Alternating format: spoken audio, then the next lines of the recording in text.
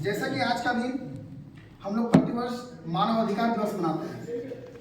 तो मानव अधिकार दिवस किस लिए मनाते हैं? मानव अधिकार दिवस हम लोग का मतलब ये जन्मसिद्ध अधिकार है। हम लोग ये जन्मजात है, मतलब जन्म जैसे लिए वैसे ही हम लोग को ये अधिकार मिल जाता है। लेकिन इसे संयुक्त राष्ट्र के द्वारा महासभा के द्वारा मतलब इसको औपचारिक रूप से घोषणा करने का निर्णय लिया गया था 10 दिसंबर 1948 को। तो कहते हैं ना दोस्तों कि आदमी को या इंसान को यदि बुनियादी अधिकार यदि सुरक्षित रहेंगे तभी हम लोग का समाज क्या होगा, आगे बढ़ेगा।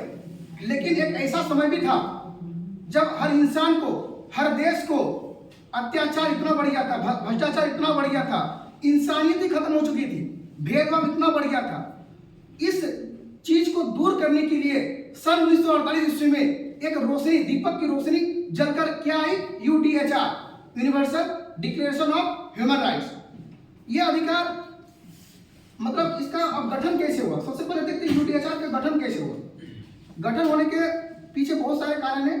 मेन कारण उसमें से मैं बता रहा हूं कि 1946 ईस्वी में अमेरिका के राष्ट्रपति रूजवेल्ट हुआ करते थे, उसकी वाइफ एलेनोर रूजवेल्ट थी, जो कि 1946 में जब मानवाधिकार आयोग का गठन हुआ था उस आयोग की अध्यक्ष थी।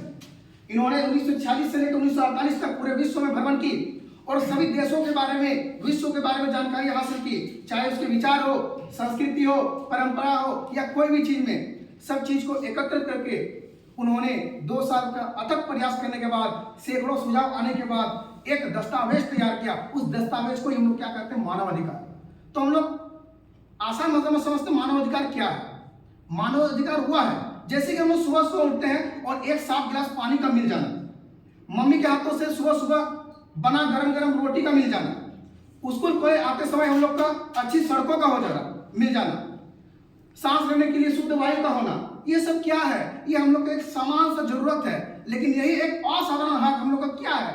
ये मानव अधिकार है जिसे दुनिया क्या करती है, ह्यूमन राइट्स कहते हैं। UDHR लाने से बहुत सारे विश्व में काफी बदलाव आए। UN महासभा में 58 देशों ने पार्टिसिपेट लगभग किया था, उसमें से 48 देश ने इस आयोग के गठन मतलब समर्थन किया था, 48 देश। तब जाके 30 अनुच्छेदों को महत्वपूर्ण अनुच्छेदों को शामिल करने का निर्णय लिया गया और एक घोषणा किया गया UDHR, जिसमें 30 अनुच्छेद को रखा गया था। उनमें से कुछ महत्वपूर्ण अनुच्छेद के बारे में थोड़ा बहुत चर्चा कर देता हूं। जैसे कि पहला, जीवन और सुरक्षा। आज के टाइम में कौन सुरक्षित नहीं रहना चाहता? हम, आप, यहाँ तक कि जीव जंतु, जानवर, सभी कोई सुरक्षित रहना चाहता है। लेकिन जो सुरक्षित नहीं मिल पाता है कुछ बुनियादी ढांचों के कारण, तो वही सबको मतलब सुरक्षित प्रदान करने के लिए UDHR ने घोषणा किया था कि जीवन और सुरक्षा को रखना चाहिए। और हम लोग जो अभी सुरक्षित रह पाते हैं या सुरक्षित रहने का जो महसूस हम लोग करते हैं, कहीं ना कहीं हम लोग मानव अधिकार यानी कि ह्यूमन राइट्स के ही उस घोषणा को ही हम लोग जी रहे हैं। दूसरी सबसे बड़ी बात, शिक्षा। आज के समय में शिक्षा काफी महत्वपूर्ण है और शिक्षा का केवल मतलब केवल पढ़ना लिखना नहीं है। शिक्षा का मतलब होता है कि हर इंसान जागरूक होना।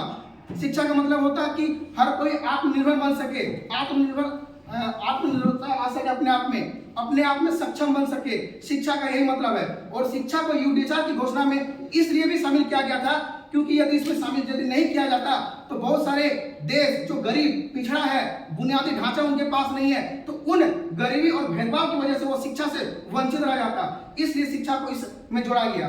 तीसरा, स्वास्थ्य और सेवाएं।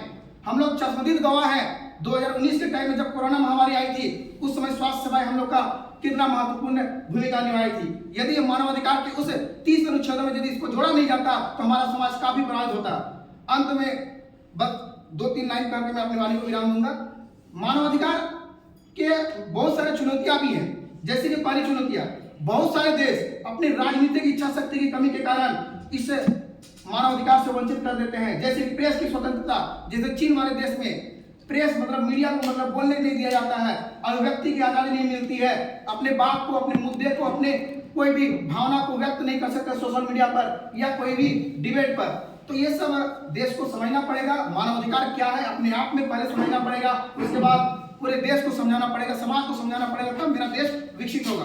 अंत में बस इतना ही कहना चाहूंगा कि मानव अधिकार केवल किताबों की बात नहीं है, ये हम लोग का एक समाज समाज को उजाला देने का काम करता मानवाधिकार। मानवाधिकार हम लोग का जन्मसिद्ध अधिकार है। थैंक यू, धन्यवाद। बहुत बढ़िया, चलिए सेकंड आइए।